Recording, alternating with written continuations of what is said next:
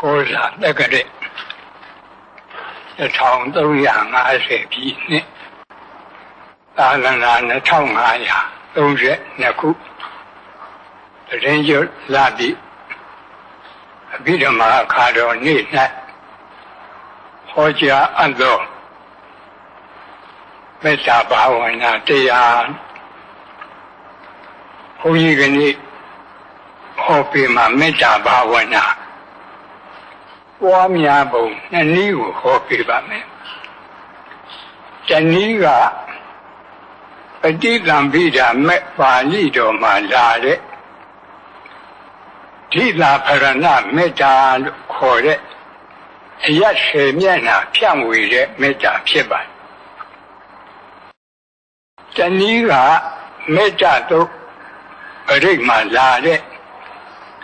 မေတ္တာဘာဝနာ7 နည်းဖြစ်ပါတယ်။မေတ္တာပွားပုံနှစ်နည်းကိုဟောပေးပါမယ်။ဘာဖြစ်လို့မေတ္တာဘာဝနာပွားပုံကိုဟောပေးရလို့ခဏကြည့်မယ်ဆိုလို့ရှိရင်သတ္တဝါတွေမှာယာဂမီဒေါသမီမောဟမီမိသုံးပါးတွေတဟုံးဟုံးလောင်းနေတယ်ဒါကမြင်ရတဲ့ဉာဏ်နဲ့ကြည့်ရင်မြင်ရတဲ့မိသုံးပါးတခါဉာဏ်နဲ့ကြည့်ရင်မြင်ရမယ်အကျိုးမီကငရဲမီအဲ့ဒီမှာသင်္ကစားထတော်ကြီးကမိသုံးပါးနဲ့အကြောင်းပြုပြီးတော့ဟောထားတာရှိလောဘကိနေသူနိဋ္ဌာယဒေါသကိနေဝိဝတ္တရေဒေါသကိနေသူနိဋ္ဌာယမောဟကိနေဝိဝတ္တရေမောဟကိနေသူနိဋ္ဌာယနရကကိဝိဝတ္တရေနရကကိဝိဝတ္တန္တာနရသူဒုက္ခရေသင်္ဃရာထတော်ဘုရားကြီးကာထာရေးဖွဲ့ပြီးတော့ထားပါဒါလည်းပဲဣတိဟောပါဠိတော်ကလာတဲ့အဂိသုတ်ကိုမှီပြီးတော့ရေးခြင်းဖြစ်ပါတစ်လောဘမီးကိုအကြောင်းပြုပြီးတော့ဒေါသမီးတောက်တယ်ဒေါသမီးအကြောင်းပြုပြီးတော့မောဟမီးတောက်တယ်မောဟမီးတောက်တော့ကိုငရဲမီးတွေတောက်ကုန်တယ်ငရဲမီးတောက်ရင်တတ္တဝါတွေဟာဒုက္ခမီးတွေတဟုံဟုံတောက်တယ်ဒါဖြင့်အကောင်းမီးမိကိုငြိမ့်စေနိုင်တဲ့ရေရှိတယ်လို့အခုပြောတဲ့လောဘမိဒေါသမိမောဟမိငရဲမိဒီမိကိုငြိမ့်စေတတ်တဲ့တရားရေကိုမရှိဘူးလားတရားရေကမေတ္တာဘာဝနာသည်အဲ့ဒီမိတွေကိုငြိမ့်စေတတ်တဲ့ရေစဉ်ရေအေးဖြစ်ပါမေတ္တာဘာဝနာရေစဉ်ရေအေးပွားတဲ့နည်းဟာဘုန်းကြီးတို့ပဋိသင်္ပိဓာမဲ့ပါဠိတော်မှာလာတဲ့အယတ်10 မျက်နှာတစ်မျက်နှာစဉ်မေတ္တာ4 ပါးပွားတဲ့မေတ္တာဘာဝနာရေစဉ်တစ်မျိုးမေတ္တာလုတ်ပရိက္ခမှာလာတဲ့မေတ္တာဘာဝနာ7 မျိုး2 မျိုးတောင်ရှိပါလေမေတ္တာရေစဉ်ရှိ2 မျိုးပြောကြလို့ဤသို့ပဋိသင်္ပိဓာမဲ့ပါဠိတော်မှာလာတဲ့မေတ္တာဘာဝနာပွားပုံကဘုန်းကြီးတို့ဒီအယတ်10 မျက်နှာကိုရှာကရေတွက်ပုံက1 မျိုးရှာကအရှိအနောက်မြောက်တောင်တခါဖြည့်တောင်အနောက်မြောက်အရှိမြောက်အနောက်တောင်အောက်အထက်အဲ့ဒီလိုသူနည်းနဲ့သူပေါ့တူယူအယတ်4 မျက်နှာအထောက်အယတ်4 မျက်နှာတလူဆိုပြီးတော့အောက်အထက်အယတ်ကျကလူတွေမှတ်ဖို့လွယ်တဲ့နည်းကအရှိအယတ်အရှိတောင်အယတ်တောင်အယတ်အနောက်တောင်အယတ်အနောက်မြောက်အယတ်မြောက်အယတ်အရှိမြောက်အယတ် အဲ့ဒီလိုမှတ်ရင်လည်းပဲအရက်သေးကနီးရပြီးပါဤတွင်ဥပမာအရှိအယဆိုပါဆိုရဲ့ဥရတိမာယဒိသာယတပ်ပိတန္တာအဝေရာခွန်တုအပြာပိစ္ဆာခွန်တုအနိကာခွန်တုဒုက္ခိအတ္တနာပရိဟရန္တုတုလေးချက်ဟာမေတ္တာဘာဝနာပြတယ်အယက်တမျက်နာအတွက်မေတ္တာ၄ပါးပွားကြရင်ကျန်တဲ့အယက်ကိုးမျက်နာအတွက်အကုန်လုံးမေတ္တာပွားကြသွားတယ်အဲဒီမှာအရှိအယက်၌ရှိသောအနန္တဆက်ကြဝဠာအနန္တတတ္တဝါမေတ္တာကအပမိညာကမ္မထံခေါ်ပါတယ်တတ္တဝါအပိဉ္ချမထားရတတ္တဝါမနှိုင်းရှင်နိုင်လောက်အောင်များတဲ့အနန္တတတ္တဝါအဲ့ဒီလိုဆက်ကြဝဠာလည်းပဲအရှိဘက်ကအနန္တဆက်ကြဝဠာအနန္တမှာရှိရတဲ့အနန္တတတ္တဝါတွေအာယုံပြုပြီးတော့အဝေရာခွန်တုဆိုတာကဘေးရန်ခတ်သိမ်းငြိမ်းကြပါစေတယောက်တယောက်ရန်ပြုလို့တဲ့စေတနာဘုန်းကြီးတို့ရှားအခေါ်ဝေရစေတနာလို့ခေါ်တယ်အဲ့ဒီဝေရစေတနာရန်ပြုလို့တဲ့စေတနာဖြစ်ရင်ဒေါသတွေဖြစ်လာတယ်ဒေါသတွေဖြစ်လာရင်ကိုယ်စိတ်ဆင်းရဲတယ်အဲ့ဒီကိုယ်စိတ်ဆင်းရဲရင်နှလုံးစိတ်ဝမ်းမအေးချမ်းတော့ဘူးနှလုံးစိတ်ဝမ်းပူပန်တယ်အဲ့ဒါကြောင့်ဒီလေးခုကိုတတ်ပြီးတော့အဝေရာဟွန်တုကြည့်ပြီးတော့ဘေးရန်ခတ်သိမ်းငြိမ်းကြပါစေအရာပစ္စာဟွန်တုကြည့်ပြီးတော့ဒေါသခတ်သိမ်းငြိမ်းကြပါစေအနိကာဟွန်တုကိုကြည့်ပြီးတော့ဆင်းရဲခတ်သိမ်းငြိမ်းကြပါစေဒုက္ခိအတ္တနာပရိဟရန္တုကြည့်ပြီးတော့ကိုယ်စိတ်နှလုံးစိတ်ဝမ်းအေးချမ်းရပါစေလို့ဆိုရင်ဗမာနည်းနဲ့ဗမာပွားရင်အနဲ့အတိတ်ပဲမထင်ကြရမရှိဘူးမျက်စိကိုမှိတ်ထားသို့မဟုတ်စက်ခုံတွေကိုချထားပြီးတော့ပွားကြည့်ရအောင်ဘုန်းကြီးတို့ရှားတဲ့ကလာတဲ့အယက်အသွားနဲ့တူယူအယက်၄မျက်နှာအထောက်အယက်၄မျက်နှာအောက်အယက်၄မျက်နှာအထက်အယက်အောက်အယက်အထက်အယက်အားလုံးအယက်10မျက်နှာမေတ္တာဘာဝနာပွားရအောင်ဓမ္မကြီးတွေဓမ္မကြီးတွေဆက်ခုံတွေမြတ်စွာချပြီးတော့ဩဒီဒိတာဖရဏမေတ္တာကိုအရင်ပွားကြရအောင်မြတ်လိုက်ဆိုကြအရှိအယက်၌ရှိသောအနန္တဆက်ကြဝဠာအနန္တတတ္တဝါတို့ဘေးရန်ခတ်သိမ်းငြိမ်းကြပါစေဒေါသခတ်သိမ်းငြိမ်းကြပါစေဆင်းရဲခတ်သိမ်းငြိမ်းကြပါစေနှလုံးစိတ်ဝမ်းအေးချမ်းကြပါစေအနောက်အယက်၌ရှိသော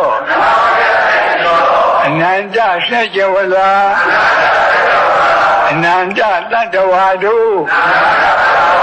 ဘေးရန်ခတ်သိမ်းငြိမ်းကြပါစေဒေါသခတ်သိမ်းငြိမ်းကြပါစေဆင်းရဲခတ်သိမ်းငြိမ်းကြပါစေနှလုံးစိတ်ဝမ်းအေးချမ်းကြပါစေမြောက်အယက်၌ရှိသောအနန္တဆက်ကြဝဠာအနန္တတတ္တဝါတို့ဘေးရန်ခတ်သိမ်းငြိမ်းကြပါစေဒေါသခတ်သိမ်းငြိမ်းကြပါစေဆင်းရဲခတ်သိမ်းငြိမ်းကြပါစေနှလုံးစိတ်ဝမ်းအေးချမ်းကြပါစေတောင်အယက်၌ရှိသောအနန္တဆက်ကြဝဠာအ အနန္တသတ္တဝါတို့ဘေးရန်ခတ်သိမ်းငြိမ်းကြပါစေဒေါသခတ်သိမ်းငြိမ်းကြပါစေဆင်းရဲခတ်သိမ်းငြိမ်းကြပါစေနှလုံးစိတ်ဝမ်းအေးချမ်းကြပါစေအရှိတောင်တောင်အရ၌ရှိသောအနန္တစัจ java လာအနန္တသတ္တဝါတို့ဘေးရန်ခတ်သိမ်းငြိမ်းကြပါစေဒေါသခတ်သိမ်းငြိမ်းကြပါစေဆင်းရဲခတ်သိမ်းငြိမ်းကြပါစေနှလုံးစိတ်ဝမ်းအေးချမ်းကြပါစေအနောက်မြောက်တောင်အရ၌ရှိသောအနန္တစัจ java လာအနန္တသတ္တဝါတို့ဘေးရန်ခတ်သိမ်းငြိမ်းကြပါစေဒေါသခတ်သိမ်းငြိမ်းကြပါစေဆင်းရဲခတ်သိမ်းငြိမ်းကြပါစေနှလုံးစိတ်ဝမ်းအေးချမ်းကြပါစေအရှိမြောက်ထောင်အရ၌ရှိသောအနန္တစัจ java လာအနန္တသတ္တဝါတို့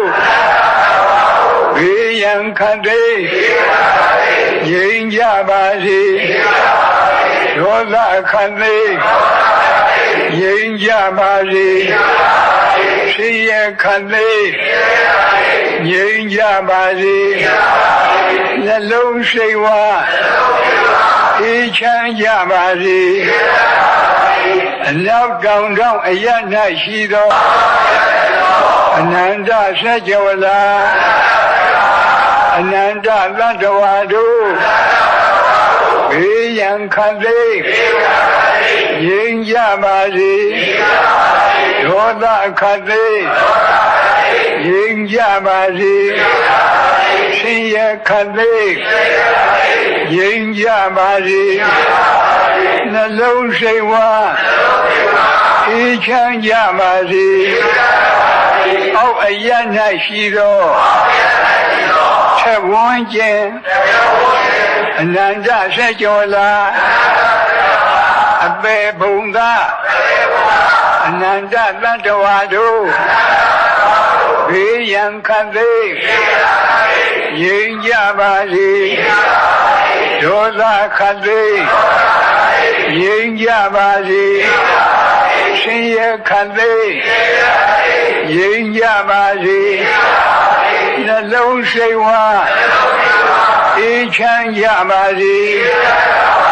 အထက်အရ၌ရှိသောထက်ဝန်းကျင်အနန္တစัจ java လာအနန္တနတ်မြတ်မာတို့ဘေးရန်ခတ်သိမ်းငြိမ်းကြပါစေဒေါသခတ်သိမ်းငြိမ်းကြပါစေဆင်းရဲခတ်သိမ်းငြိမ်းကြပါစေနှလုံးစိတ်ဝမ်းအေးချမ်းကြပါစေဩဒါပฏิသင်္ပိဒမေပါဠိတော်ကလာတဲ့ဓိတာဖရဏမေတ္တာလို့ခေါ်တဲ့အယတ်10မျက်နှာအာယုံပြုပြီးတော့ဖြန့်ဝေတဲ့မေတ္တာဒီအယတ်10မျက်နှာထားပုံကခုပြောသလိုပဲရှားရဲကထားတာကအရှိအနောက်မြောက်တောင်ဒီအစဉ်အတိုင်းအရှိတောင်တောင်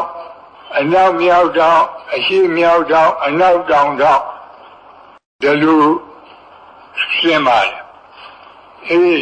မိမိတို့လွယ်ရှင်းရင်တော့အရှိကနေပြီးတော့အရှိတောင်ကနေတောင်ကနေပြီးတော့အနောက်တောင်ကနေပြီးအနောက်ကနေပြီးအနောက်မြောက်ကနေပြီးမြောက်အနောက်မြောက်ကပြီးတော့အရှိမြောက်ပြီးတော့အရှိလို့အဲဒီလို ဘုန်းကြီးတို့သိမြနမိတ်ကြားတဲ့အခါအယတ်ဆက်အောင်ကြားရတယ်လို့ရှိအဲ့ဒီလိုအယတ်စဉ်အတိုင်းယခုလိုမေတ္တာပွားမဲ့ဆိုလည်းပဲပွားရပါပေါ်ကောင်းပါယခုပြောတဲ့မေတ္တာဘာဝနာဆိုနည်းတွေဟာဘုန်းကြီးတို့ဒီခင်မွန်ဆရာတော်ကြီးများပွားတဲ့ဒီအတိုင်းမှာဆိုရုပ်အတိုင်းဟောတာအထက်အရာနဲ့အောက်အရာကြတော့လည်းနဲ့ထဝန်းကျင်အနန္တစေကြဝဠာလို့ထဝန်းကျင်ကလေးထည့်ရဘာဖြစ်လို့လဲဆိုတော့အဲ့ဒီထဝန်းကျင်မထည့်ရင်အောက်အရာ၌ရှိသောအနန္တစေကြဝဠာလို့ထိုလိုက်ရင်ဒီစေကြဝဠာအောက်မှာစေကြဝဠာတိုက်တည်တိုက်ပြီးတိုက်ပြီးအောက်မှာပေါ့လေစေကြဝဠာတွေအနန္တရှိတယ်လို့ဒီလိုအဓိပ္ပာယ်ရောက်မဟုတ်ဘူးအမှန်ကဒီစัจ java လာမှာအခုမြေအောက်မှာရေရှိတယ်ရေအောက်မှာလေရှိတယ်လေအောက်မှာအရတကာသဆိုတဲ့ကောင်းကင်ကြီးပဲရှိအောက်မှာစัจ java လာတတိုက်မရှိဘူးဘေးပတ်ဝန်းကျင်မှာတော့စัจ java လာတိုက်တယ်အနန္တရှိတယ်အဲ့ဒါဒီအာယုံရောက်အောင်လို့အောက်အရာ၌ရှိသောနောက်နာကထဝန်းကျင်ဆိုတာဘေးပတ်တယ်လို့ဆိုလိုတာအနန္တစัจ java လာအဲ့ဒီစัจ java လာကဘာဖြစ်လို့ဒီလိုပို့ရတုံးဆိုတော့ခုနကအရာရှင်းမျက်နှာပြောတုံးကအပေပုံသားတွေစိတ်ကအာယုံမရောက်ဘူးဟိုကိုယ်တိုင်ပို့ကြည့်လဲမရောက်တာတွေ့ရအဲ့ဒါကြောင့်အပေပုံသားတွေကိုအာယုံရောက်အောင်လို့အောက်အရာကပွားရထို့အတူပဲအရာရှင်းမျက်နှာပွားတုံးကအထက်ကနတ်တွေဓမ္မတွေမပါဘူးအာယုံထဲမှာမရောက်ဘူးမိမိတို့လူတွေတပြင်းနဲ့တည်နေတဲ့လူတွေကိုသာအာယုံရောက်လို့အထက်ကနတ်တွေဓမ္မတွေရောက်မြစ်တာပွားရအောင်ဆိုပြီးတော့အထက်အရာ၌ရှိတော့အနန္တစัจ java လာလို့ဆိုတဲ့ရှင်းနာကထဝန်းကျင်လို့ထည့်ရတယ်ဒီအတိုင်းပဲဒီထဝန်းကျင်မထည့်လို့ရှိရင်ဒီစัจ java လာရဲ့အထက်မှာစัจ java လာတိုက်တည်ဆင်းလဲအနန္တစัจ java လာလို့အဲ့ဒီလိုထင်သွားမယ်အဲ့ဒီလိုမထင်အောင်အဲ့ဒီအထင်ကိုတားမြစ်ပြီးတော့ထဝန်းကျင်ဆိုတော့ဘေးပတ်တယ်အနန္တစัจ java လာအနန္တနတ်ပြမာတို့ဒါလေးပဲထူတယ်ဒါဓိတာခရဏမေတ္တာလို့ခေါ်တယ်မေတ္တာဘာဝနာဒါတနည်းဘုရားဘာသာသူတော်ရှင်တွေသည်နေ့စဉ်အမြဲမပြတ်မေတ္တာသုတ်ပရိတ်ကိုကြားရနာရကိုယ်တိုင်လည်းပဲရွတ်ကြရဒီမေတ္တာသုတ်ပရိတ်ဆိုတာကမေတ္တာဘာဝနာ7နည်းပွားတဲ့သုတ်မေတ္တာသုတ်ပရိတ်ကြတော့မေတ္တာဘာဝနာ7နည်းပွားတာကရှင်းဥစွာဒုက္ခိနောဝခေမိနောဟွန္တုသဗ္ဗတတ္တဘဝန္တုဒုက္ခိတတ္တသဗ္ဗတတ္တခသိန်းဥဒ္ဒံအလုံးစုံသောတတ္တဝါတို့သည်ဒုက္ခိနောဝကာယိကဒုက္ခနှင့်ပြည့်စုံကြကိုယ်သည်ဖြစ်၍၎င်းဒုက္ခိတတ္တစေတသိကဒုက္ခနှင့်ပြည့်စုံကြသည်ဖြစ်၍၎င်းခေမိနောဘေးရန်ဝိပအေးမြရကုန်သည်ဟွန္တုဘဝန္တုဖြစ်ကြပါစေသတ္တဝါတွေကိုတခွန်းတည်းနဲ့ခြုံပြီးတော့ပို့တဲ့မေတ္တာဖြစ်လို့သူ့ကိုဘုန်းကြီးတို့ရှားအခေါ်သဗ္ဗသင်္ဃာကမေတ္တာလို့ခေါ်တယ်အဲဒီသဗ္ဗသင်္ဃာကမေတ္တာပို့ခြင်းရင်အားလုံးသတ္တဝါတွေချက်ကုန်တွေမြတ်စွာချပြီးတော့ရုံးစုံများစွာတတ္တဝါချမ်းသာကိုယ်စိတ်မြဲပါစေဥပယံဘေးကင်းစင်ဝေးငြိမ်းအေးကြပါစေအားလုံးသတ္တဝါတွေခြုံပြီးပို့တဲ့သဗ္ဗသင်္ဃာကမေတ္တာဒါကတနည်း၎င်းနောက်ယေကေရှိပါဏဗုဒ္ဓတိတသာဝါသာဝရဝနဝသေတာအာလုံးကြားရတဲ့အာလုံးရွတ်နဲ့ရွတ်ကြဘုန်းကြီးတို့ဒီပါဠိလိုတကယ်မေတ္တာပွားပြီးဆိုတော့ယေကေရှိပါဏဗုဒ္ဓတိ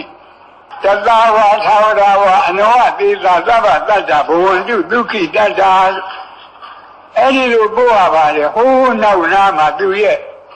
အဖျားသက်ကရှိပါအဲ့ဒါကိုဘုန်းကြီးတို့ဘဂဝါနှစ်ပုံနှစ်စုထားပြီးပွားတဲ့မေတ္တာမှုသူ့ကိုဒုက္ခမေတ္တာလို့ခေါ်တယ်ဆိုရပါစို့ဟင်းတစ်မျိုးတည်းစားနေရတော့အာယုံကစိတ်မကျေနပ်ဘူးနှစ်မျိုးလောက်အာယုံကြောင်းခြင်းလို့ပဲအခုလည်းပဲသတ္တဝါတွေကိုအကုန်လုံးတခွန်းနဲ့ခြုံပြီးသဗ္ဗသင်္ခါရကနဲ့အာမရရင်ဒုက္ခမေတ္တာသတ္တဝါနှစ်ပုံထားပြီးပွားတဲ့မေတ္တာပွားနိုင်ဖို့တတဝါသာဝရဝအနောဝသေသာသဗ္ဗတတ္တဘဝန္တုဒုက္ခိတတ္တာလို့ပွားရဗမာလူပြောတော့တတဝါဆိုတာကြောက်တတ်တဲ့တတ္တဝါဒေါသကိလေသာမကင်းသေးတဲ့ဥထုရှင်သောတာပန်တဂရကံကိုကြောက်တတ်တဲ့တတ္တဝါလို့ခေါ်တယ်သာဝရဆိုတာမကြောက်တတ်တဲ့တတ္တဝါဒေါသကိလေသာကင်းလို့မကြောက်တတ်တဲ့တတ္တဝါဆိုတာအနာဂံနဲ့ယဟန္တာအဲ့ဒီနှစ်ခုကိုကြောက်တတ်မကြောက်တတ်နှစ်ရက်များစွာတတ္တဝါချမ်းသာကိုယ်စိတ်မြဲပါစေဥပယံဘေးကင်းစင်ဝေးငြိမ်းအေးကြပါစေဒီလိုပွားရပါတခါသူရဲ့တွဲပဲ့နောက်နားမှာဒိဋ္ဌဝါယေဝအဒိဋ္ဌာဗမာလူပြောရင်မိမိမျက်စိနဲ့မြင်အပ်တဲ့တတ္တဝါတွေဟောဒီဓမ္မယုံကြီးပေါ်မှာဒီအထက်ဒီအဆောက်အအုံထဲမှာရှိနေတဲ့တတ္တဝါတွေဟာမြင်အပ်တဲ့တတ္တဝါဒီအဆောက်အအုံရဲ့ပြင်ဘက်ကအရက်10မျက်နှာရှိတဲ့တတ္တဝါတွေဟာမမြင်အပ်တဲ့တတ္တဝါနှစ်ခုထားပြီးတော့မြင်အပ်မမြင်အပ်နှစ်ရက်များစွာတတ္တဝါချမ်းသာကိုယ်စိတ်မြဲပါစေအဲ့ဒီလိုပွားရပါမယ်နောက်ကဒူတွေဝတ္တန်တိအဝိဒူတွေဆိုတာကအဝေးမှနေတဲ့တတ္တဝါအနီးမှနေတဲ့တတ္တဝါခုနကတတ္တဝါနှမျိုးကိုပြန်လိုက်တာအဝေးမှနေတဲ့တတ္တဝါဆိုတာဒီအဆောက်အအုံပြင်ဘက်ကအရက်10မျက်နှာမှနေကြတဲ့တတ္တဝါတွေအနီးမှနေတဲ့တတ္တဝါဆိုတာဒီအဆောက်အအုံအတွင်းမှာရှိတဲ့တတ္တဝါတွေအာယုံပြုပြီးတော့ဝေးနေနီးနေနဲ့ထွေများစွာတတ္တဝါချမ်းသာကိုယ်စိတ်မြဲပါစေဒီလိုပွားရပါပြီးတော့နောက်နာမှာဘုဒ္ဓဝသံဃဝေသီဝသဗ္ဗတတ္တဘဝန္တုဒုက္ခိတတ္တာဆိုတာဘုဒ္ဓဝါဆိုတာတန်တရားဖြစ်ပြီးပြီနောက်ဖြစ်เสียမရှိတော့တဲ့ဘဝဇတ်ဆုံးတဲ့ယဟန္တာပုဂ္ဂိုလ်တွေသံဃဝေသီဆိုတာဘဝဇတ်မဆုံးသေးတဲ့ဥထုရှင်သောတာပန်သဂရကအနာဂံပုဂ္ဂိုလ်တွေဒါတွေကိုခြံနှစ်ပုံထားပြီးတော့ဘဝဇတ်ဆုံးမဆုံးများစွာတတ္တဝါချမ်းသာကိုယ်စိတ်မြဲပါစေလို့အဲ့ဒီလိုမေတ္တာပို့ရမည်ဖြစ်ပါတခါတတ္တဝါကိုနှစ်ပုံထားပြီးပို့တဲ့မေတ္တာ၃ပါးအပြင်တတ္တဝါကို3ပုံထားပြီးပွားတဲ့မေတ္တာကြတော့တိကမေတ္တာခေါ်ပါတယ်အဲဒီမှာဘုန်းကြီးတို့တတဝါသာဝရဝနဝတိတာဒီဃဝယေဝမဟန္တာမေဇိမာရတကအနုကထူလာဒီပါဠိဂါထာချက်ဝက်မှာဘုန်းကြီးတို့တတဝါ3ပုံ3စုရအောင်ဉာဏ်ဖြန့်ရဒီဃဝါရှည်လျားတဲ့ခန္ဓာကိုယ်အတ္တဘောရှိတဲ့တတဝါနောင်နာကရတ္တာလို့ပါတယ်တူတဲ့ခန္ဓာကိုယ်အတ္တဘောရှိတဲ့တတ္တဝါမျက်စိမှာမရှိမတူအလေအလတ်အတ္တဘောရှိတဲ့တတ္တဝါရှည်တဲ့တတ္တဝါဆိုတော့မွေတို့ငကားတို့ပေါ့တူတဲ့တတ္တဝါဆိုတော့လက်တို့မရှိမတူဆိုတော့ဒီကြားကတတ္တဝါတွေဒါသုံးခုကိုခြုံပြီးတော့ရှည်တူအလတ်3ရက်ခန္ဓာတတ္တဝါချမ်းသာကိုယ်စိတ်မြဲပါစေဒီလိုပွားရတခါနောက်လာတဲ့မဟန္တာခန္ဓာကိုယ်ကြီးမားတဲ့တတ္တဝါရာဟုအသူရိန်ကြီးတို့လိုခန္ဓာကိုယ်ကြီးမားတဲ့တတ္တဝါတွေ အနုကခန္ဓာကိုယ်သိငယ်တဲ့တတ္တဝါတွေမျက်စိမှာအဲ့ဒီမကြီးမငယ်အလေအလတ်တတ္တဝါတွေသုံးစုထားပြီးတော့ကြီးငယ်အလတ်သုံးရခန္ဓာတတ္တဝါချမ်းသာကိုယ်စိတ်မြဲပါစေတခါနောင်နာကမျက်စိမှာရတကအနုကထူလာထူတဲ့ဖြိုးတဲ့ဝါတဲ့ခန္ဓာကိုယ်အတဘောရှိတဲ့တတ္တဝါအနုကကျုံနဲ့လှီတဲ့ပိန်နဲ့ခန္ဓာကိုယ်အတဘောရှိတဲ့တတ္တဝါမျက်စိမှာမဆူးမကြုံအလေအလတ်အတဘောရှိတဲ့တတ္တဝါလူပဲသုံးမျိုးနော်ဝါတဲ့လူပိန်တဲ့လူမဝမပိန်အလေအလတ်လူဒီလိုသုံးမျိုးအဲဒီမှာဆူကြုံအလတ်သုံးရခန္ဓာတတ္တဝါချမ်းသာကိုယ်စိတ်မြဲပါစေလို့အဲဒီလိုပွားရအခုပြောခဲ့တဲ့မေတ္တာတွေကတစ်ဖက်သားအပေါ်မှာအရှိအပွားချမ်းသာရကြောင်းအရှိအပွားကိုရယူလို့တဲ့မေတ္တာပါဠိလိုဟိတာဓိကမဒိဋ္ဌာယမေတ္တာလို့ခေါ်တယ်အရှိအပွားချမ်းသာရကြောင်းကိုရယူလို့တာမေတ္တာမြည်သလိုတစ်ဖက်သားအပေါ်မှာအရှိအပွားမဲ့လို့ခေါ်တဲ့ဆင်းရဲဒုက္ခရောက်ကြောင်းမလိုတာကိုလည်းပဲအဟိတာပဉ္စနာဒိဋ္ဌာယမေတ္တာလို့ခေါ်တယ်အဲ့ဒီမေတ္တာပွားနိုင်အောင်လို့နာပရောပရဏိကုပ္ပေထနာတိမင်ယေထကတ္တရှိနံကံရှိဗျာရောဂနာပတိကသိညဇိညမညတဒုက္ခမိတ်ဆေယသရောအတုဆင်းရဲဒုက္ခရောက်တာဘာကြောင့်လဲတယောက်ကတယောက်လိမ့်လီလှိပြနေလို့အလိမ္မပေါ်ခင်ဆက်ဆံရေးအစဉ်ပြေတော်လည်းပဲအလိမ့်ပေါ်လာရင်ခက်ရန်ဒေါသဖြစ်ပြီးဆင်းရဲဒုက္ခရောက်ဒါကြောင့်လူအချင်းချင်းလက်ပတ်ချင်းဟာဆင်းရဲဒုက္ခရောက်ကြောင်းတရားဒီတရားကင်းရပါစေလူအချင်းချင်းလက်ပတ်ချင်းကင်းရှင်းရပါစေဒီလိုပွားရတခါနာတိမင်ကြီးထကတ္တရှိနံကံရှိဒုတိယသတ္တဝါတွေဆင်းရဲဒုက္ခရောက်ကြောင်းပြောစမ်းမှာတယောက်ကတယောက်ကိုအထင်သေးခြင်းအထင်သေးတာမသိခင်တော့ဆက်ဆံရေးအစဉ်ပြေ၏အထင်သေးတာသိရင်ခက်ရန်ဒေါသဖြစ်ပြီးဆင်းရဲဒုက္ခရောက်ဒါကြောင့်အချင်းချင်းအထင်သေးခြင်းလည်းပဲဆင်းရဲဒုက္ခရောက်ကြောင်းအရှိအပွားမဲ့တရားဖြစ်လို့အဲ့ဒီတရားကင်းပါစေအထင်သေးခြင်းအချင်းချင်းကင်းရှင်းကြပါစေဒီလိုမေတ္တာပွားရဗျာရောဂနာပတိကသိညနိညမညတဒုက္ခမိတ်ဆေယတတိယဒုက္ခရောက်ကြောင်းတရားကတယောက်ကတယောက်ဆင်းရဲတာကိုအလိုရှိတတိယတို့မလိုပါဘူးကိုတော့ဒီလိုမဟုတ်ပါဘူးမိမိတို့ကဗုဒ္ဓရဲ့သားတော်သမီးတော်မူလို့ဒီစိတ်တွေမရှိတာတော့ကဘာကြီးတစ်ခုလုံးကြည့်ရင်ဘုရားဘာသာကလွဲရင်ရသောအဖြစ်တစ်ဖက်သားဆင်းရဲတာကိုပဲအလိုရှိတယ်ကိုယ်သာချမ်းသာဒါကြောင့်အချင်းချင်းဆင်းရဲလိုခြင်းလည်းပဲဒုက္ခရောက်ကြောင်းတရားဖြစ်လို့ဆင်းရဲလိုခြင်းအချင်းချင်းကင်းရှင်းကြပါစေအဲ့ဒီလိုမေတ္တာပွားတာကိုအရှိအပွားမဲ့ပယ်ရှားလိုတဲ့မေတ္တာသုံးပါလို့ခေါ်တယ်ယခုမေတ္တာဘာဝနာတနည်းကိုနှခေါက်လက်တွေ့ပွားကြည့်ရအောင်မြတ်သက္ကုံတရီမြတ်စွာဘုရားအားလုံးလိုက်ဆိုကြရဗျာလုံးစုံများစွာ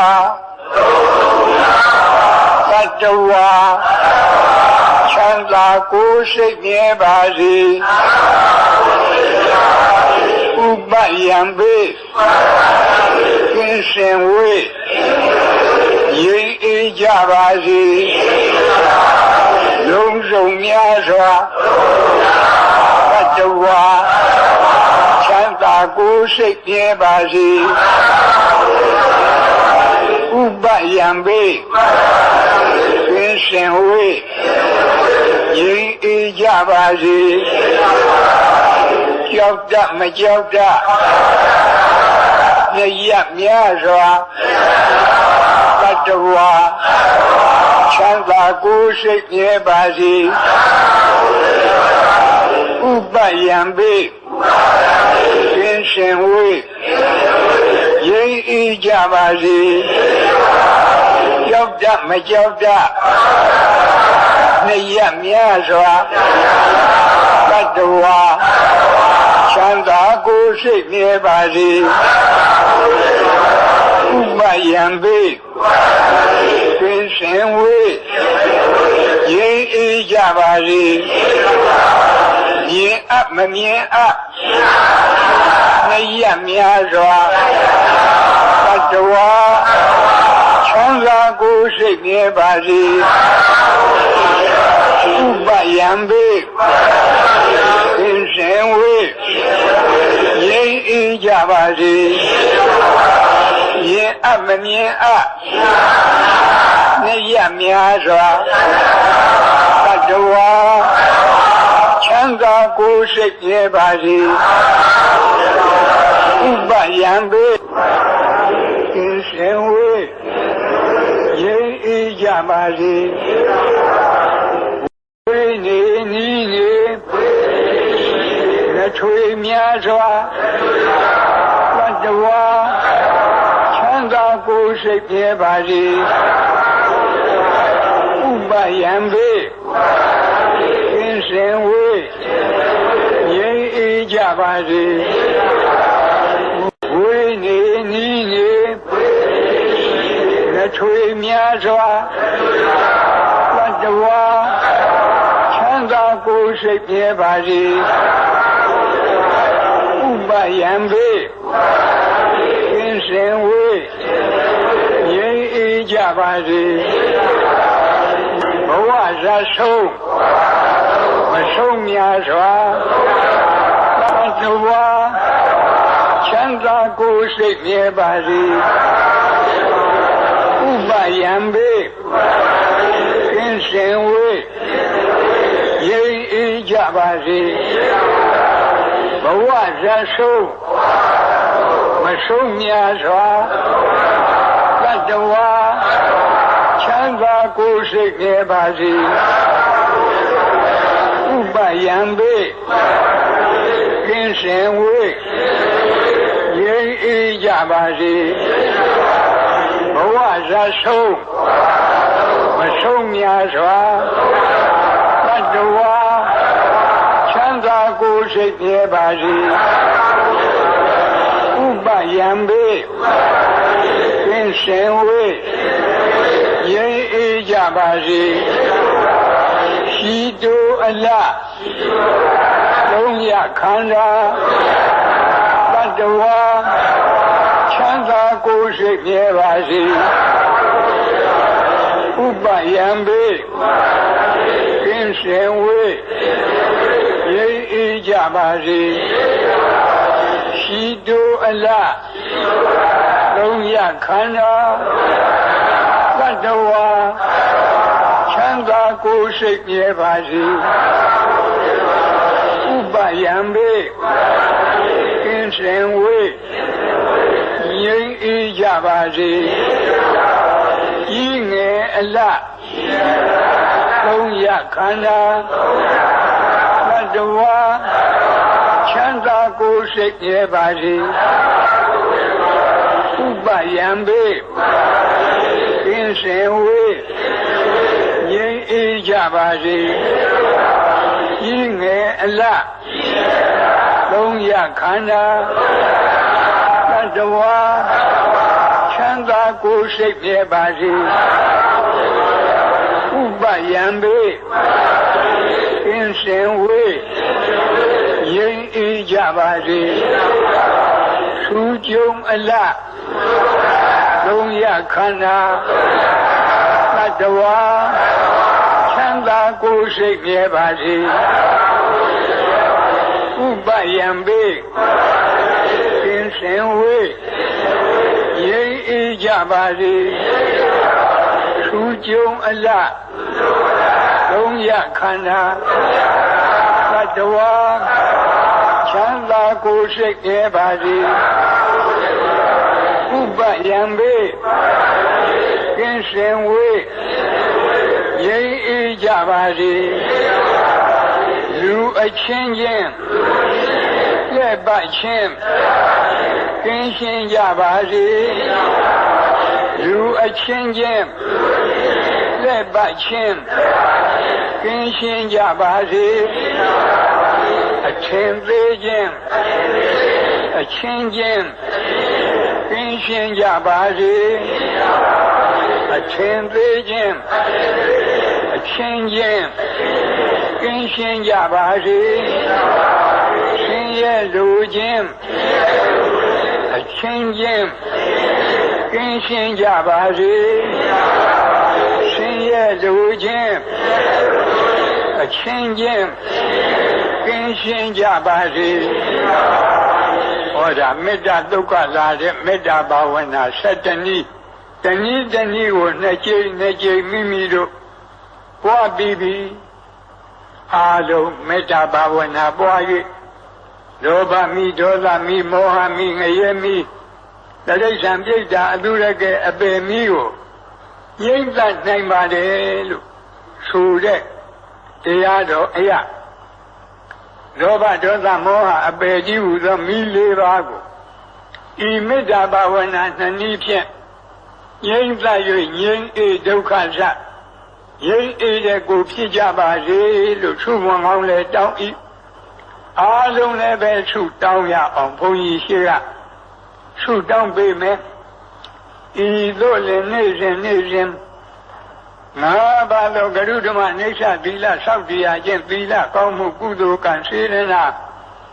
မေတ္တာဘာဝနာနှလုံးကျင့်သုံးရခြင်းဘာဝနာကောင်းမှုကုသိုလ်ကံစေရနာနေ့စဉ်ဆွမ်းအင်ရှိသမျှဒါနကောင်းမှုပြုရခြင်းဒါနမယကောင်းမှုကုသိုလ်ကံစေရနာဤသို့ပေါင်းအပ်ဤသို့ပွားအပ်မြတ်တဲ့ကောင်းမှုကုသိုလ်ကံအယယတို့ကြောင့်ဒုက္ခခတ်သိမ်းချုပ်ပြငြိမ်းဇတ်သိမ်းကြည်နိဗ္ဗာန်ဆိုတဲ့ဒုက္ခခတ်သိမ်းလို့ချုပ်ရပြရငြိမ်းရတန်တရားဇတ်သိမ်းရနိဗ္ဗာန်တရားတော်မြတ်ကိုမပင်မပန်းချမ်းသာတော်ကုသောအကျင့်ပฏิပါလင်းမြန်သောဝိပဿနာအသိဉာဏ်ရည်တန်အပ်သောမဉ္ဇဉ်လေးရတုဖြင့်အရဟတဖို့ပေါ့ကိုယ်စီကိုငါမျက်မှောက်ပြုနိုင်ကြသည်ဖြစ်ပါစေကုန်သတည်းအရဟတဖို့ပေါ့နိဗ္ဗာန်ကိုမျက်မှောက်ပြုရသောထိုနောက်ဆုံးဘဝပရိနိဗ္ဗာန်သုတိဤနောက်ကာလ၌ကာမရူပအရူပတိဟုသောဘဝ၃ပါးဘုံ၃ပါးတို့တွင်ဘယ်ဘုံဘယ်ဘဝ၌မှ